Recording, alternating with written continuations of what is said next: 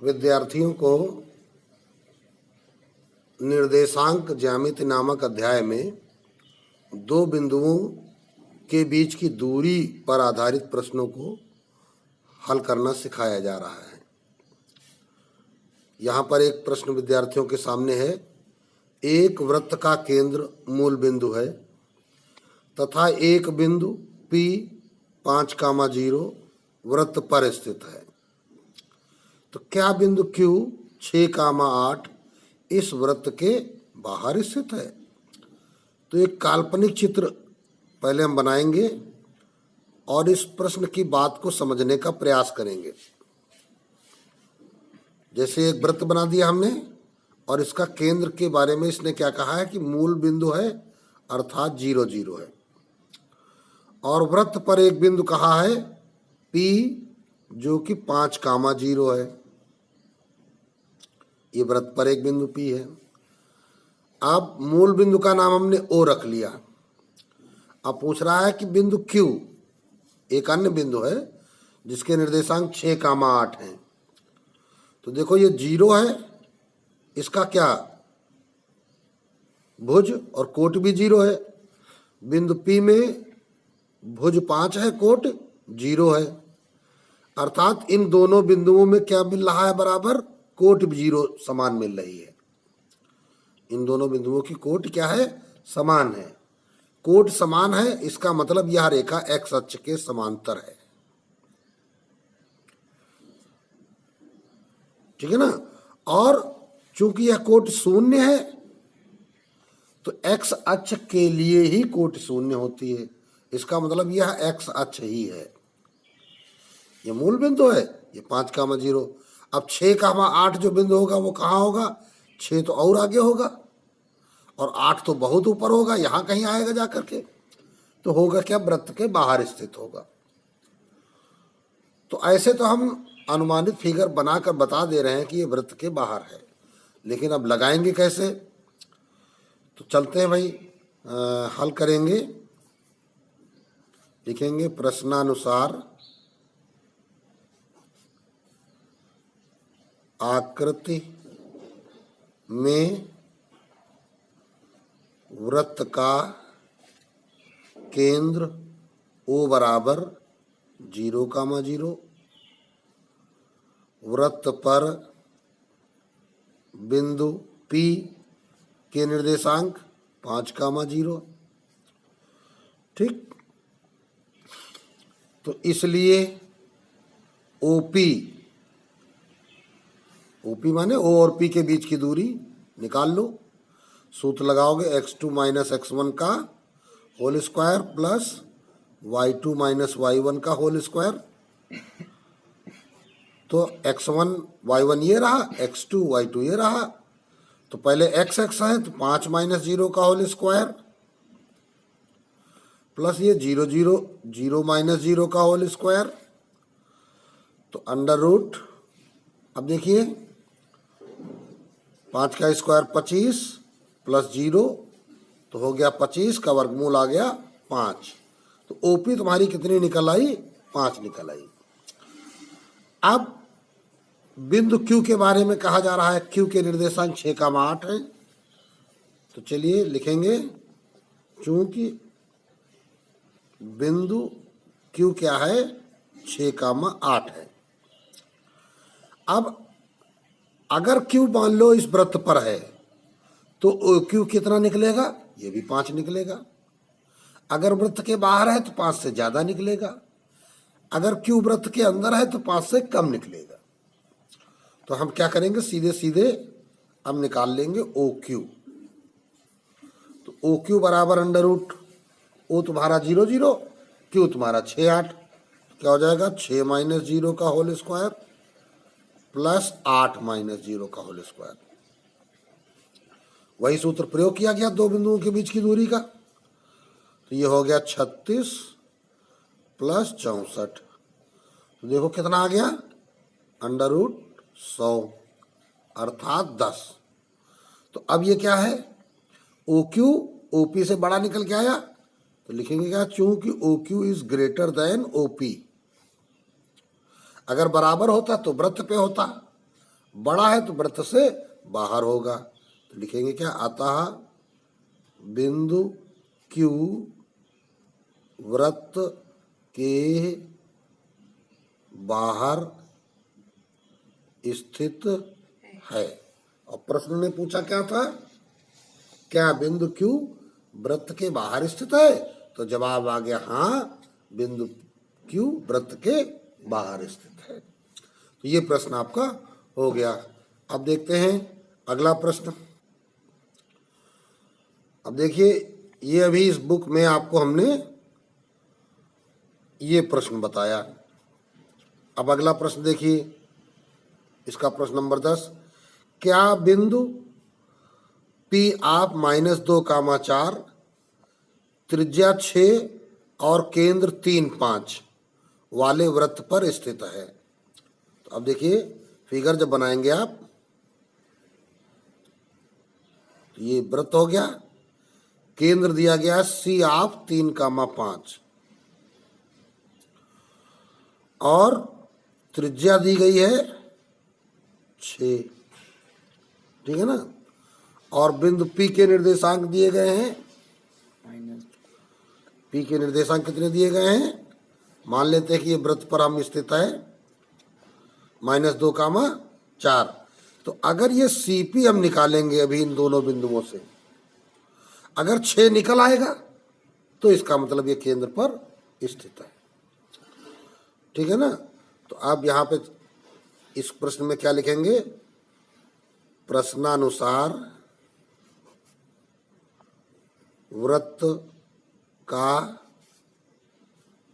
केंद्र C बराबर 3, 5 तथा बिंदु P बराबर -2, 4 तथा त्रिज्या बराबर 6। तो अब हमको करना क्या है, यही CP निकालना है।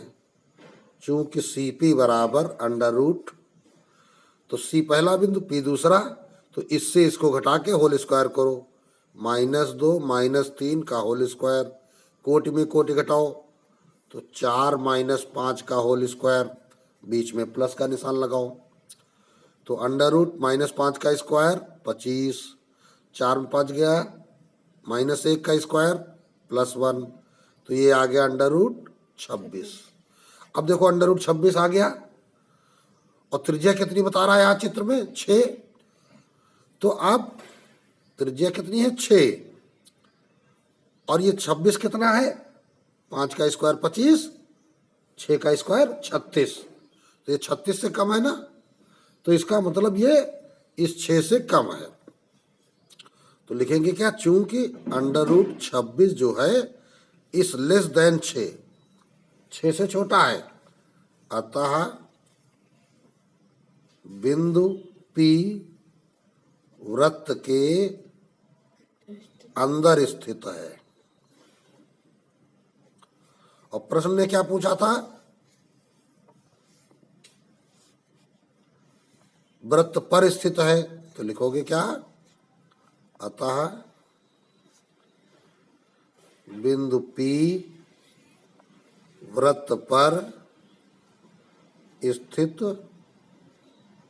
नहीं है।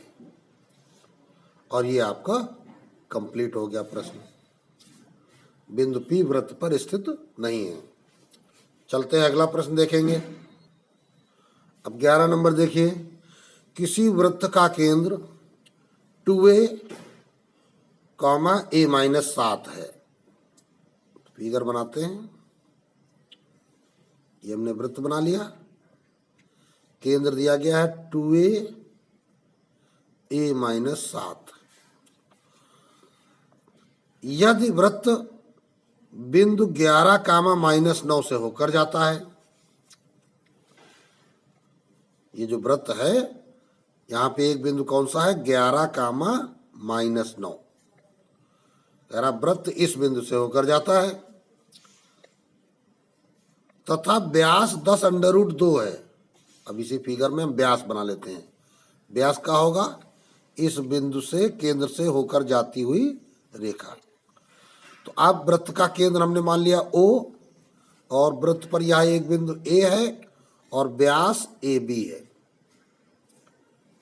ठीक, तो अब लिख देंगे क्या, हल करेंगे इसको। प्रश्नानुसार वृत्त में केंद्र O बराबर क्या है, 2a कामा a माइनस 7। वृत्त पर बिंदु A बराबर क्या है, 11 कामा माइनस 9। चूंकि व्यास उसका नाम क्या है, AB बराबर 10 अंडर रूट 2। देखिए भाई, यही बताया गया था ना, व्यास 10 अंडर रूट 2, तो A का मान ज्ञात कीजिए। तो A का मान निकालना है। A कहाँ है, इस केंद्र बिंदु में। अच्छा, जब व्यास 10 अंडर रूट 2 है तो त्रिज्या कितनी हो जाएगी, इसकी आधी हो जाएगी, तो आ गया 5 अंडर रूट। त्रिज्या का मतलब क्या हो गया, ये OA। त्रिज्या का मतलब OA। अब सूत्र लगा दो, क्या लगाओगे, चूंकि OA दो बिंदुओं के बीच की दूरी, O और A, तो बाद वाले से पहले वाला घटा दो, 11 माइनस 2a का होल स्क्वायर, फिर प्लस -9 माइनस a, घटाने में चिन्ह बदलेंगे, +7 का होल स्क्वायर। OA कितना इधर है, 5 अंडर रूट 2 बराबर अंडर रूट 11 माइनस 2a का होल स्क्वायर। खोलोगे तो 11 11 है 121 प्लस 4a स्क्वायर माइनस 11 दूनी 22 दूनी 44a प्लस, अब देखो ये क्या हो जाएगा, 7 और 9 माइनस के 9 प्लस के 7 तो -2 आ जाएगा, -2 माइनस a का होल स्क्वायर। ठीक, तो -2 माइनस a, यहाँ पे समझ लीजिए जरा, चाहे कह दो -a -2 कह दो, चाहे -2 माइनस a, इसका होल स्क्वायर करना है। जब ब्रैकेट के अंदर दोनों चिन्ह समान हो तो a प्लस बी का होल स्क्वायर सूत्र लगाते हैं।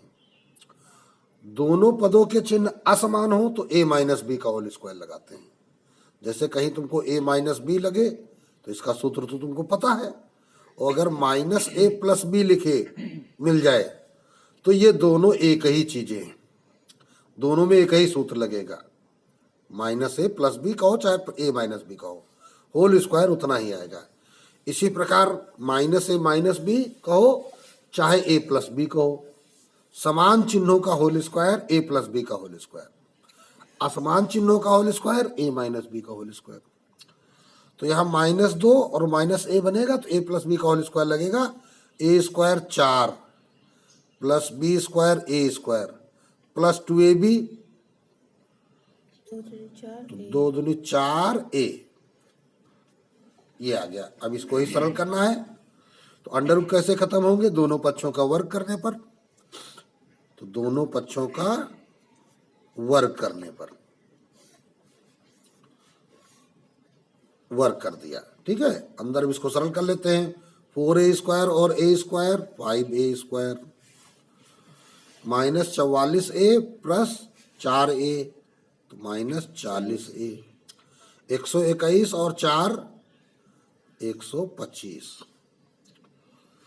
तो अब स्क्वायर करेंगे तो अंडर रूट गायब हो जाएगा, ये क्या हो जाएगा, 25 दूनी 50 बराबर इधर 5a square minus 40a plus 125। अब सारा कुछ इधर कर लो, तो -5a square plus 40a minus 125 और ये प्लस के 50 बराबर 0। तो ये क्या हो जाएंगे, घट जाएंगे, माइनस का 75 आ जाएगा। अब देखो -5 से भाग चला जाएगा, क्या हो जाएगा, -5 से भाग चला जाएगा, तो माइनस चिन्ह बदलता जाएगा, 5 का भाग लगता चला जाएगा, तो ए स्क्वायर माइनस 5 अट्ठे 40 ए, और यहाँ 75 बचा था माइनस का, तो प्लस का 15 पना 75 बराबर 0। अब इसके आप गुणनखंड कर लोगे, 5 3 15, 5 3 8। अब इसको आप लगाएंगे तो क्या आ जाएगा, ए माइनस 5 एक खंड आएगा, और ए प्लस और ए माइनस 3 दूसरा खंड आ जाएगा बराबर 0। अब क्या लिखोगे, एक एक टुकड़ा उठा लोगे। यदि ए माइनस 5 बराबर 0 तो ए बराबर 5, और यदि ए माइनस 3 बराबर 0 तो ए बराबर 3। तो ए के कितने मान आ गए, 3 या 5, 2 मान तुम्हें प्राप्त हो गए। अब 3 कामा 5 नहीं लिखेंगे, कामा करके लिखोगे तो बिंदु बन जाएगा, या तो 3 है ए और या तो 5 है। ठीक है, और पूछा क्या गया था तुमसे, ए के मान ज्ञात कीजिए, के मान ज्ञात कीजिए, अर्थात एक से अधिक मान प्राप्त हो सकते हैं। ठीक है, तो ये प्रश्न आपका हो गया। अब आइए देखिए अगला प्रश्न, यहाँ पे 12 नंबर कहा जा रहा है, जांच कीजिए कि क्या निम्नलिखित बिंदु सररेख है। तो अब सररेख की जांच कैसे की जाएगी, ये विद्यार्थियों को सीखना है। यहाँ पे 3 खंड दिए गए हैं, कोई एक खंड हम विद्यार्थियों को समझा देते हैं। तो हम फर्स्ट वाला उठा लेते हैं, 12 का फर्स्ट पार्ट। बिंदु क्या क्या दिए गए हैं, यहां लिख लेंगे, माना कि प्रश्नानुसार बिंदु, पहला बिंदु क्या है, 1 कामा 5 है, इसका नाम हमने रख दिया ए। ठीक, कॉमा दूसरे नाम का नाम रख दिया हमने बी, तथा बिंदु तीसरे का नाम रख दिया सी, -2 कामा -11। पहले का नाम ए रखा, दूसरे का बी, तीसरे का सी रख दिया, ए बी सी। ये क्या है, दिए गए हैं प्रश्नानुसार बिंदु।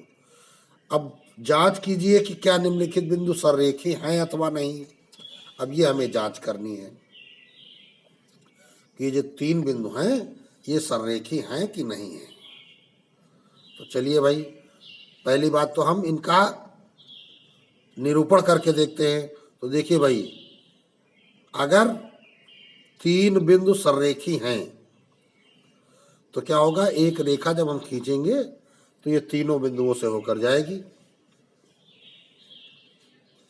अगर कोई रेखा ऐसी है जो तीनों बिंदुओं से होकर चली जा रही है और रेखा सीधी हो, तो कहा जाएगा तीनों बिंदु सररेखी हैं।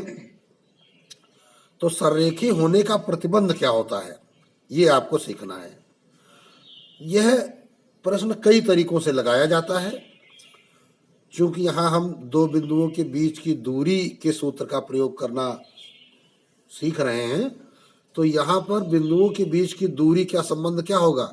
देखो, ए बी के बीच की दूरी अगर हम निकाल लें, और बी सी के बीच की दूरी अगर हम निकाल लें, और ए सी के बीच की दूरी निकाल लें,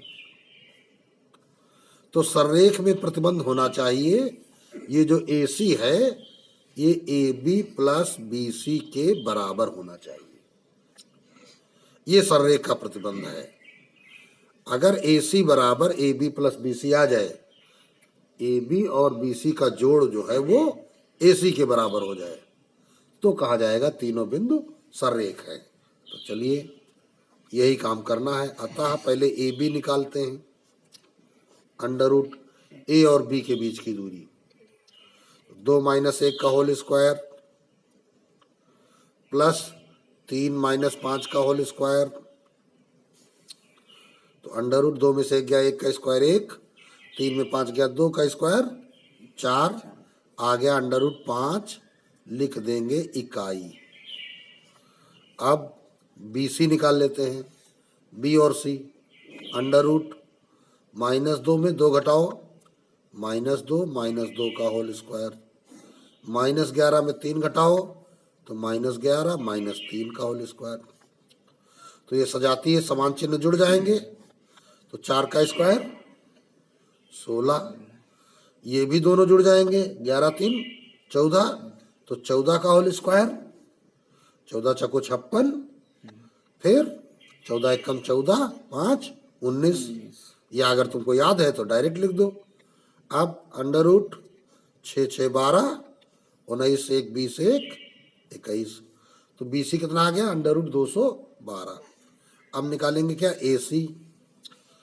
तो AC जब हम निकालेंगे तो अंडर रूट, अब आ जाओ ऊपर, AC, A और C, तो -2 से -1 घटाओ, 1 घटाओ, -2 -1 का स्क्वायर, प्लस -11 से 5 घटाओ, -11 -5 का स्क्वायर। अब इसको सरल कर लीजिए, तो 3 का स्क्वायर 9, और ये 16 का स्क्वायर 256।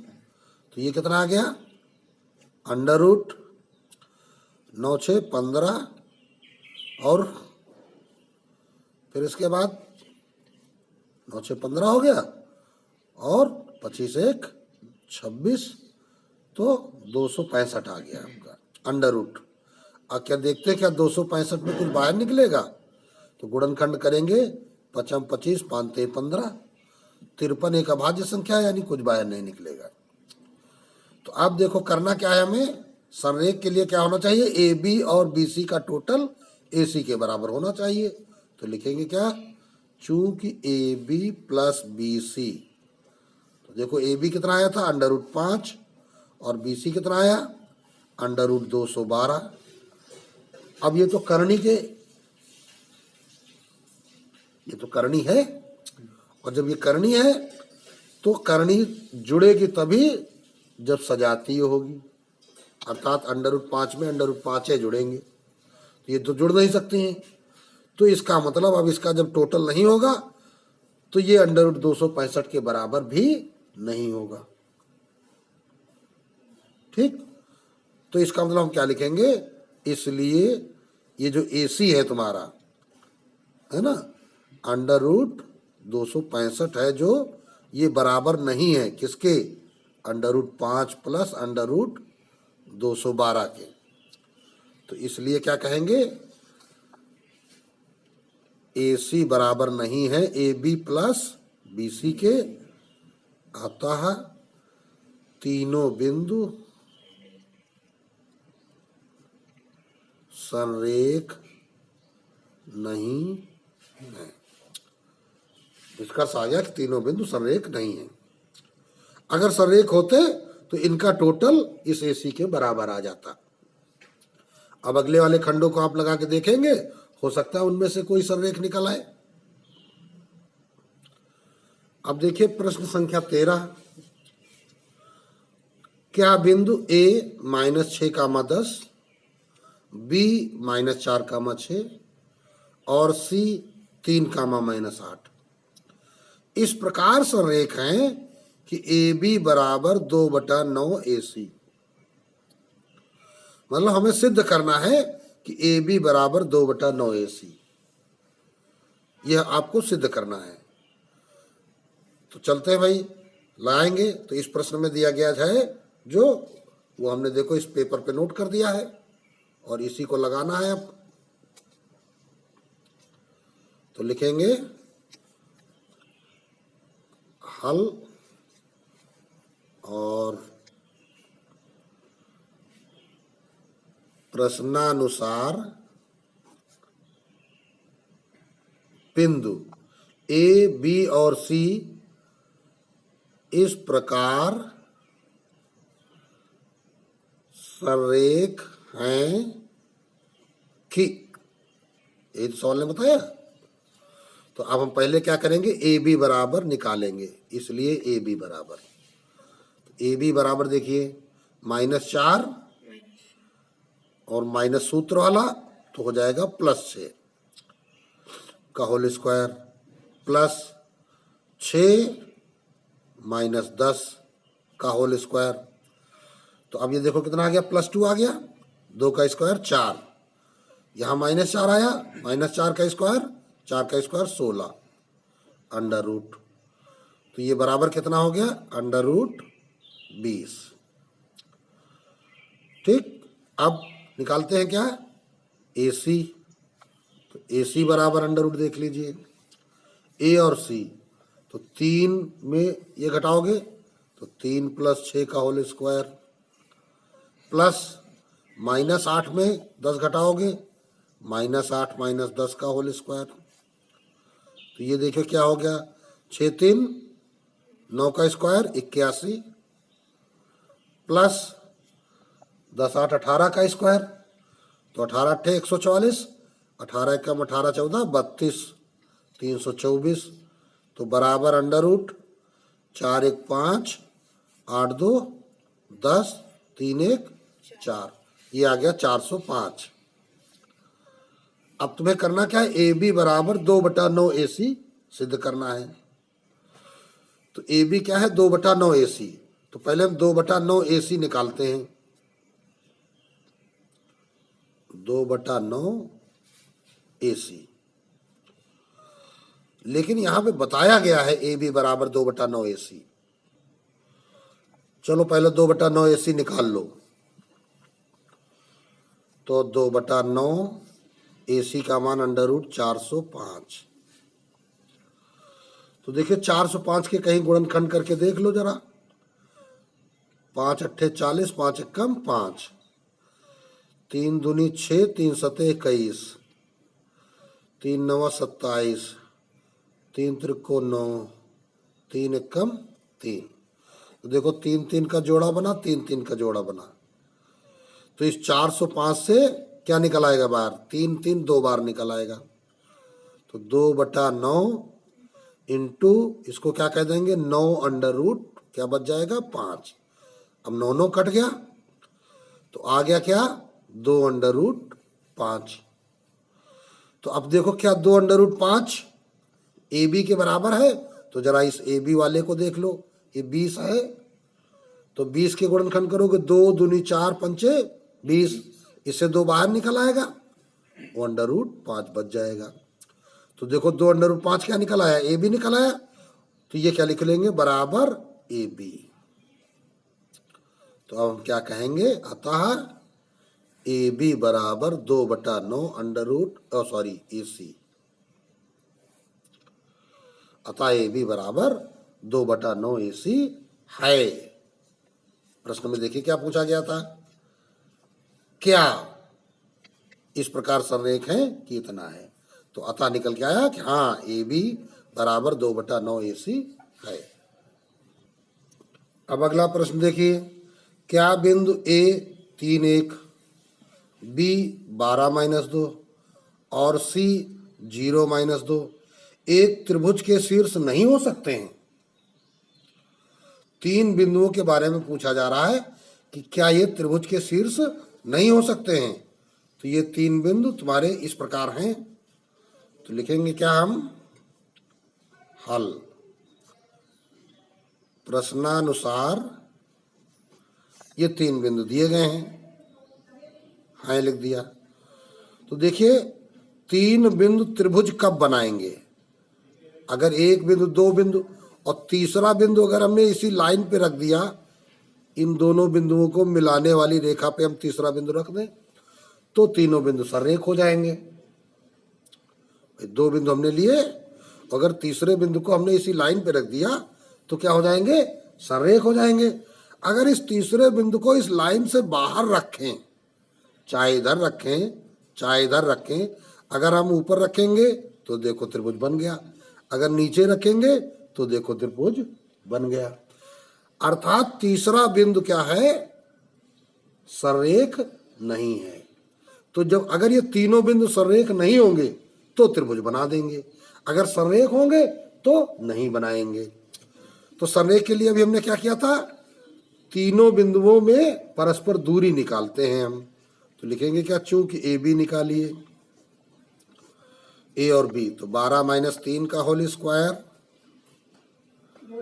प्लस -1 का होल स्क्वायर, तो 12 में 3 चला गया, 9 का स्क्वायर 81, और ये दोनों जुड़ जाएंगे, 2 1 3 का स्क्वायर 9, तो 81 और 9 कितना हो गया 90। अब 90 देखो, 3 त्रिको 9 दहाम 90, एक 3 बाहर हो जाएगा, 3 अंडर रूट 10।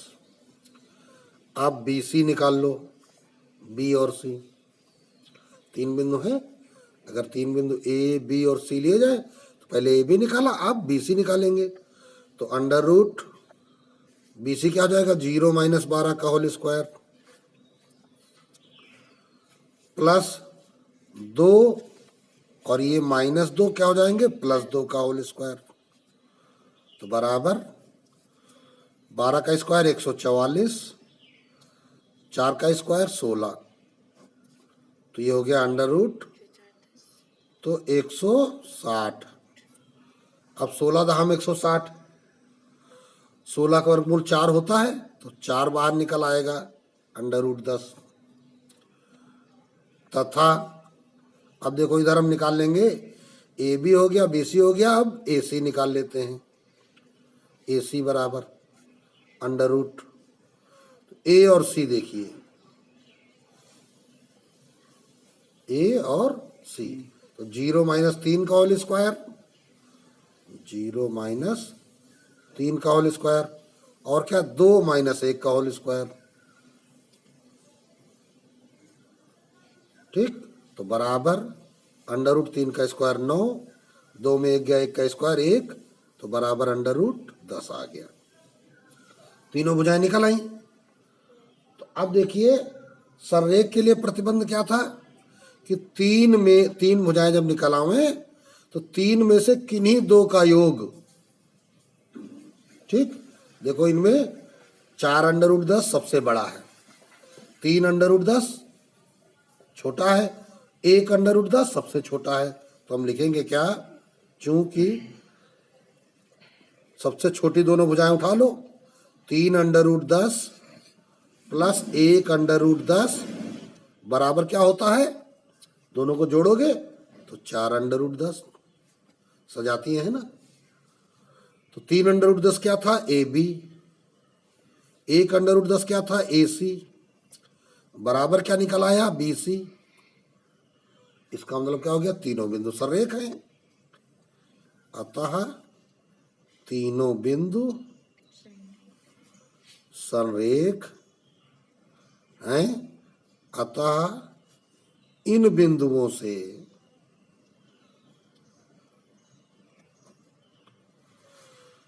त्रिभुज बनना संभव नहीं है।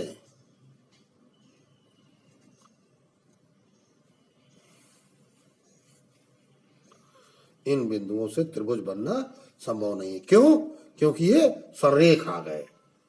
सररेख में क्या होता है कि किन्हीं 2 भुजाओं का योग तीसरी भुजा के बराबर होता है, और त्रिभुज क्या कहता है, त्रिभुज का नियम तुमको पीछे पढ़ाया गया है कि 2 छोटी भुजाओं का योग, जैसे पहली भुजा A दूसरी भुजा B, इनका योग सदैव तीसरी भुजा से बड़ा होता है, हमेशा, तब त्रिभुज बनता है। जब किन्हीं 2 भुजाओं का योग तीसरी भुजा से बड़ा हो तो त्रिभुज बनेगा। अगर यहीं पे होता क्या कि ये होता 6 अंडर रूट 10 और ये होता 1 अंडर रूट 10, ये होता 4 अंडर रूट 10, तो हम लिखते 6 under root 10 plus 1 under root 10 greater than 4 under root 10, तो लिखते AB plus AC is greater than BC, BC से बड़ा है, अतः तीनों बिंदु सररेख नहीं है, अतः त्रिभुज का निर्माण हो जाएगा। तो इस प्रकार आज का वीडियो अब विद्यार्थियों का समाप्त होता है।